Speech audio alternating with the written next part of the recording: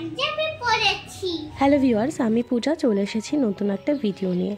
আজকের ওয়েদারটা বেশ সুন্দর। সকালবেলায় দেখতেই পারছো অনেক কুয়াশা, আর এই ভিডিওটা দিতে অনেকটাই লেট করে ফেললাম। এটা হচ্ছে সরস্বতী পুজোর ব্লগ। বিগত 2 সপ্তাহ ধরে আমি খুবই ব্যস্ত আছি, যে জন্য এই ব্লগটা এডিট করার সময় হয়ে ওঠেনি। আর আমার এই সুন্দর গাছে কত ফুল ফুটেছে দেখতে পারছো। তোমাদের সঙ্গে অনেক দিন শেয়ার করা হয় না। গাছগুলো আমি যখন কিনে লাগিয়েছিলাম তখনও তোমাদের সঙ্গে শেয়ার করেছিলাম। যারা আমার অনেক পুরনো ভিউয়ার্স তারা হয়তো দেখেছো গাছগুলো কত ছোট ছিল। আচ্ছা, এই ডালিয়া গাছ কি কেউ চিনতে পারছো? এই ডালিয়া গাছ অনেকটাই ছোট ছিল। যখন 2-3টে পাতা বেরিয়েছে তখন আমি কিনেছিলাম। এখন দেখো আমার এই যত্নে কত সুন্দর হয়েছে গাছটা।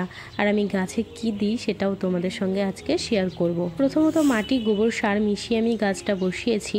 তারপরে কিন্তু এই যে জলটা দেখতে পাচ্ছ লিকুইড সার বলতে পারো। তো এটা হচ্ছে কিচেনের যে বেস্ট থাকে, কিচেনের সমস্ত সবজির খোসা আমি ভিজিয়ে রেখেছিলাম, তো সেই পচা জলটাই আমি ছেঁকে নিয়ে চলে এসেছি। এই জলটা তোমরা ভোরবেলায় দিতে পারো যদি দেখো কুয়াশা রয়েছে, রোদটা একটু কম হবে। দুপুরে কড়া রোদের মধ্যে কিন্তু এই লিকুইডটা দেওয়া যাবে না, বা এটা তোমরা সন্ধ্যাবেলায় দিতে পারো, বিকালবেলায় আর কি, সন্ধ্যার আগে। পচা জিনিস হলেও এগুলো কিন্তু গাছের কাছে অমৃত। এগুলোর জন্যই কিন্তু এত সুন্দর ফুল দেয় গাছ। গাছ ফুল এগুলো ভালোবাসার সাথে সাথে আঁকতেও আমি ভীষণ ভালোবাসি। এই একটা ফেলে দেওয়া বোতল, যেটাকে আমি এইরকম একটা আর্টওয়ার্ক করেছি। প্রথমে ভেবেছিলাম কোনো একটা গাছ, ফুল, ডালপালা এগুলোই আঁকবো, তারপরে আমি কলকার উপরে এই ডিজাইনটা করেছি। কেমন হয়েছে অবশ্যই কমেন্টে জানিও। আমার রুমের সামনে যে ডাইনিংটা রয়েছে আমি এখানেই পুজো করব। আমাদের ঘর যেহেতু কমপ্লিট করা নেই, মোছা যায় না, সেজন্য আমি ঝাঁটা দিয়ে আর 1 বালতি জল দিয়ে ধুয়ে নিয়েছি জায়গাটা। ধুয়ে নেওয়ার পর আমি সমস্ত কাজ করে নিয়েছি, বাসি কাজকর্ম করে স্নান সেরে তারপরে দেখো আমি একটা নতুন বেড কভার পেতে নিয়েছি। এদিকে কুষাণকেও স্নান করিয়ে রেডি করিয়ে দিয়েছি। বাইরে যাবে লাট্টুম চালাতে। এটাকে কি বলে? লাট্টু। যাও। আমাদের বাড়িতে সরস্বতী পুজো, তাই জন্য আমি পাঞ্জাবি পরেছি, স্নান করে নিয়েছি। তোমরা কি করেছো? তাই কুষাণ সকাল সকাল স্নান করে নিয়েছে। তাহলে শ্যাম্পু করার সময় কাঁদছিলে কেন? তুমি ভিডিও করে রেখেছো? সবসময় বলতে গেলে আমার আলমারিতে একটা নতুন শাড়ি থাকে, যেটার আমি ভাঁজ খুলিনি।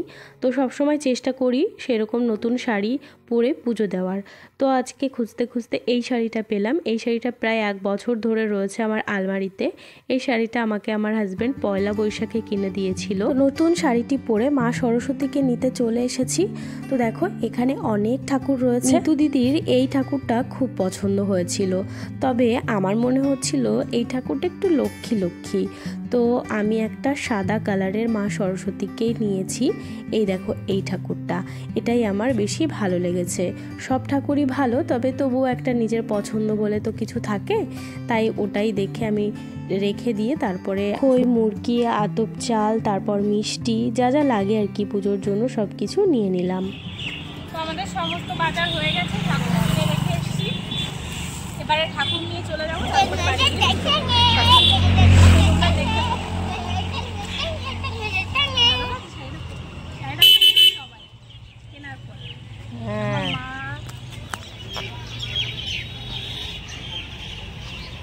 ভালো লাগছে।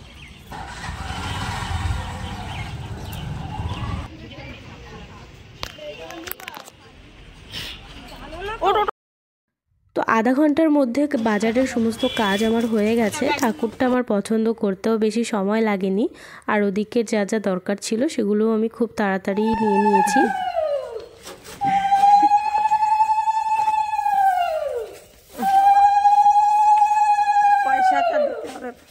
তো ঠাকুর নিয়ে আসার পরে আমি এখানে বসেছিলাম মালা গাঁথার জন্য। তো মালা আমি গেঁথে নিয়েছি। তারপরে দেখো ঠাকুরের সামনে যে পেপারটা দেওয়া ছিল, মুখ ঢাকা ছিল, মুখটা আমি খুলে দিলাম। তারপরে আমার এই সুন্দর ফুলের 2টো টপ আমি ঠাকুরের দুপাশে দিয়েছি। আর এমনকি ঠাকুরটা আমি যে আসনের ওপর বসিয়েছি ওই আসনটাও কিন্তু আমি নিজে হাতে সেলাই করেছি। এখানের সমস্ত জিনিস, সমস্ত জোগাড় কিন্তু আমার নিজে হাতে করা। তারপরে একটা আমি খইয়ের মালা বানিয়েছি, যেটা আমি নিজে হাতেই করেছি। ফুলের মালাটাও আমি নিজে গেঁথেছি। তো ফুলের মালাটা আমি পরিয়েছি আর খইয়ের মালাটা কুষাণ পরিয়েছে। তো এবারে আমি আলপনা দিয়ে নিচ্ছি। সবার প্রথমে আমি দুয়ারে আলপনা দিয়ে নেব, তারপরেই মায়ের সামনে সুন্দর করে আলপনা দেওয়ার চেষ্টা করব। তো আমি এই সেকেন্ড টাইম তুলি দিয়ে আলপনা করছি। আমি সব দিন হাতেই আলপনা করেছি।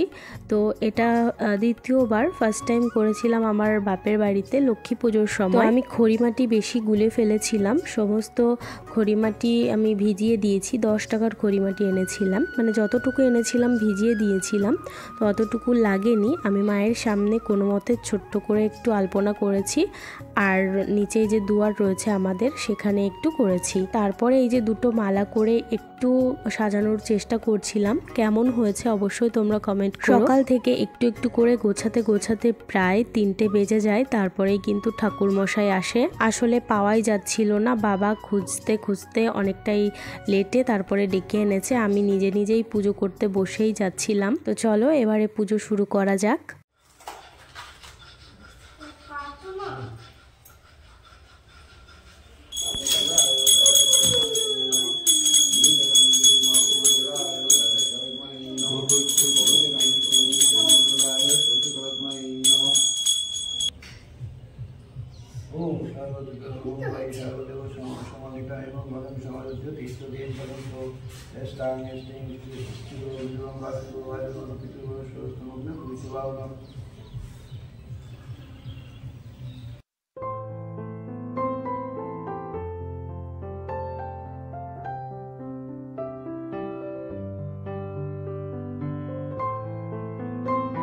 এটা কিন্তু আমার প্রথম সরস্বতী পুজো। নিজে হাতে জোগাড় করে নিজে সমস্তটা গুছিয়ে প্রথমবার আমি বাড়িতে পুজো করছি। ছোটবেলা থেকে প্রতি বছর আমি স্কুলে অঞ্জলি দিয়েছি, তবে এটা আমার প্রথম পুজো নিজে হাতে সমস্তটা গুছিয়ে। পুজোটা করে আমার তো বেশ ভালো লাগছিল, মানে আমি খুবই খুশি হয়েছি। আরও একটু সুন্দর করে সাজাতে পারতাম, যদি আমাদের ঘরটা গোছানো থাকতো আরও সুন্দর লাগতো। তো যাই হোক, এই ব্লগটা তোমাদের কেমন লাগলো অবশ্যই কমেন্ট করো। কমেন্ট করতে একদম ভুলো না।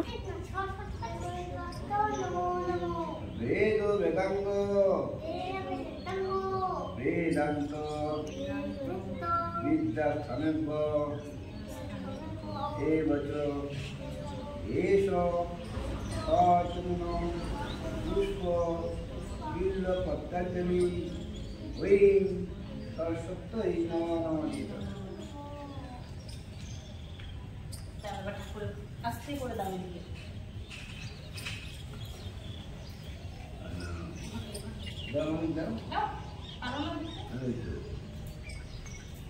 তো ব্রাহ্মণ দাদু খুব সুন্দর করে পুজোটা করেছে, অনেকটা সময় নিয়ে খুব সুন্দরভাবে পুজো করেছে। আমি খুবই স্যাটিসফাই পুজোটা করে, আমার তো বেশ ভালো লাগলো। তো তোমরা অবশ্যই কমেন্টে জানিও যে আজকের ব্লগটা তোমাদের কেমন লাগলো। আর অনেকটা লেট করে ফেলেছি সরস্বতী পুজোর ব্লগ দিতে, বুঝতেই পারছি। যাই হোক, আমি এখন প্রসাদ মাখাতে বসেছি। প্রসাদ এবারে নিচে নিয়ে গিয়ে সবাইকে দিয়ে দেবো। অনেক দিন থেকেই আমার ইচ্ছা ছিল পুজোটা করার, তবে আমি কাউকে নিমন্ত্রণও করতে পারিনি। এটাই হচ্ছে অসুবিধা, কারণ আমি কাল সকালবেলাও শিওর ছিলাম না যে আমি পুজোটা করতে পারবো। আসলে আমাদের মেয়েদের অনেক প্রবলেম থাকে, যেটা আমি এখানে বলতেও পারছি না। যাই হোক, আমি কালকে সব কিছু গুছিয়ে আজকে স্নান করে চাদর টাদর পাল্টে সুন্দর করে ফ্রেশ হয়ে তারপরে ঠাকুর কিনে সমস্ত কিছু কিনে আজকের মধ্যেই পুজোটা করেছি। তো সবাই খুব ভালো থেকো, আবার দেখা হবে নতুন কোনো ভিডিওতে। আর সারা রাতের জন্য প্রদীপটা জ্বালিয়ে রাখলাম মায়ের সামনে।